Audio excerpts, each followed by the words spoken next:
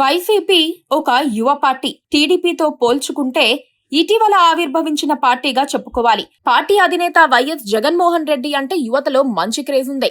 ఆయన కోసం యువత పడిచస్తుంది. అందుకే యువతను, రాజకీయ వారసులను ప్రోత్సహించాలని జగన్మోహన్ రెడ్డి ఉద్దేశంగా కనిపిస్తోంది. ఆయన ప్రోత్సహిస్తోన్న యువ నేతలు మాత్రం ఏదో ఒక కేసులో ఇరుక్కొని పార్టీ పరువును బజారుకిచ్చుతున్నారు. మాజీ స్పీకర్ తమ్మినేని సీతారాం తనయుడు చిరంజీవి నాగ్ భూ కబ్జా కేసులో జైలుకు వెళ్లారు. మాజీ మంత్రి సిదిరి అప్పలరాజు కుమారుడు హిట్ అండ్ రన్ కేసులో జైలుకు వెళ్లారు. ఫేక్ ల్యాండ్ డాక్యుమెంట్స్ కేసులో మాజీ మంత్రి పేర్ని నాని కుమారుడు పేర్ని కిట్టు నిందితుడిగా ఉన్నారు. ఏపీ లిక్కర్ స్కామ్ కేసులో మాజీ మంత్రి కారుమూరి నాగేశ్వరరావు కుమారుడు సునీల్ ను అరెస్ట్ చేశారు. మరో మాజీ మంత్రి జోగి రమేష్ కుటుంబంపై ఆయన కోడలు గృహహింస కేసు పెట్టింది. భర్త రాజీవ్ తనను వేధిస్తున్నాడని, అందుకు అత్తమామలు వత్తాసు పలుకుతున్నారని కోడలు ఆరోపిస్తోంది. వారసత్వాన్ని వ్యతిరేకించకుండా తండ్రులు స్థానంలోకి రావాలనుకుంటోన్న కుమారులకు పదవులిచ్చేందుకు జగన్ వెనకాడటం లేదు. పెద్దలు వయసైపోయి రాజకీయాలకు దూరం కావలసిన పరిస్థితులే వస్తే వారి స్థానంలో అదే కుటుంబానికి చెందిన యువతకు వచ్చే ఎన్నికల్లో సీట్లివ్వాలని జగన్ డిసైడ్ అయిపోయారు. క్షేత్రస్థాయి పరిస్థితులు మాత్రం అందుకు భిన్నంగా ఉన్నాయి. వైసీపీ యువత అవినీతి, అక్రమాలు, రౌడీయిజం, భూ ఆక్రమణలు, ర్యాష్ డ్రైవింగ్ ఆరోపణలను ఎదుర్కొంటున్నారు. మాజీ మంత్రి పేర్ని నాని తనయుడు పేర్ని కృష్ణమూర్తి అలియాస్ కిట్టుపై అనేక కేసులున్నాయి.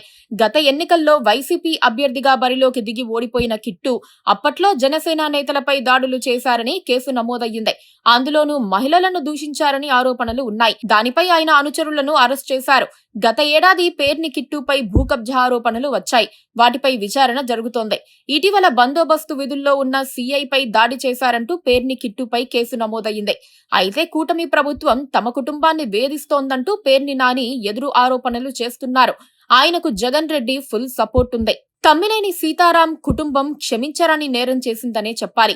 ఎవరి పేరు మీద ఉన్న స్థలాన్ని, ఆస్తి పత్రాలు, లింక్ డాక్యుమెంట్స్ తారుమారు చేసి తమ పేరుతో రిజిస్టర్ చేసుకున్నారు.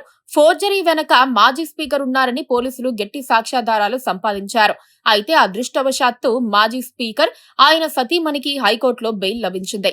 కుమారుడు తమ్మినేని చిరంజీవి నాగ్ మాత్రం జైలుకు వెళ్లక తప్పేలా లేదు.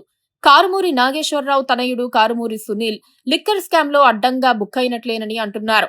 అప్పట్లో తండ్రి పరపతిని వినియోగించి ఆయన సబ్ కాంట్రాక్టులు పొందారని, పని చెయ్యకుండానే బిల్లులు దండుకున్నారని పోలీసులు కేసు పెట్టారు. సునీల్ పెట్టుకున్న ముందస్తు బెయిల్ పిటిషన్ను సుప్రీంకోర్టు కొట్టివేసింది. దాంతో ఆయన్ను ఎప్పుడైనా అరెస్ట్ చేసే అవకాశం ఉంది.